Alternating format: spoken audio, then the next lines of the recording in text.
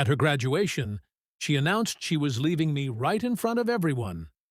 Her new boyfriend sat quietly at our table, pretending it was normal. Everyone stared at me, waiting for a breakdown. Instead, I handed her an envelope. What happened next? Nobody expected.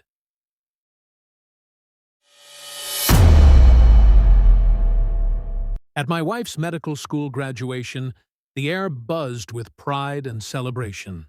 Cameras flashed, speeches rolled, and everyone looked forward to a night of joy. I stood near the front, holding a bouquet of lilies, her favorite, wearing the same suit I wore when I proposed to her 6 years ago. When her name was called, she walked across the stage, radiant in her gown and cap. I clapped the hardest. She smiled, but not at me. After the ceremony, we gathered with friends and family for dinner. Wine was poured, laughter flowed, and then she stood up, glass in hand, to make a toast. "I want to thank everyone here tonight," she began, her voice calm but unusually firm. "Especially my husband, who supported me through sleepless nights and endless exams." People clapped. She took a deep breath. "But I've decided to start a new life. Without you." She looked directly at me. "I'm leaving you." There was a stunned silence.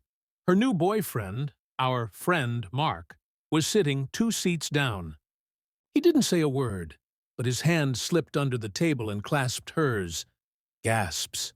Awkward shifting. Even the waiter froze mid-step. I looked around at the shocked faces. Then I smiled. "Congratulations on your honesty," I said, my voice even. I stood, picked up my coat, and handed her a white envelope. "You'll want to read this sooner rather than later."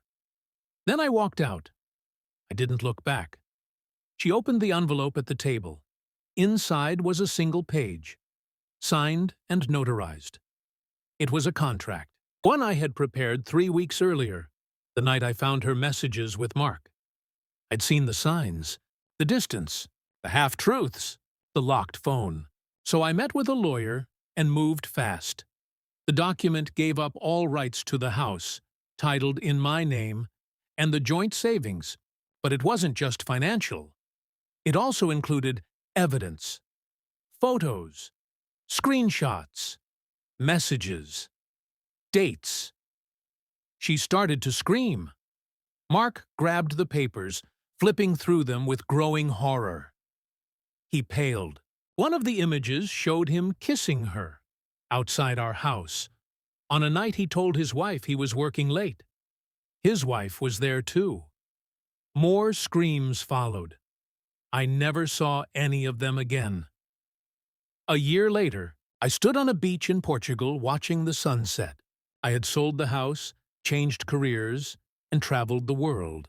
Sometimes, life's hardest moments are really just doorways in disguise. I heard my phone buzz. A message from a new friend I'd met in Lisbon. "Dinner tonight?" I smiled. "Absolutely."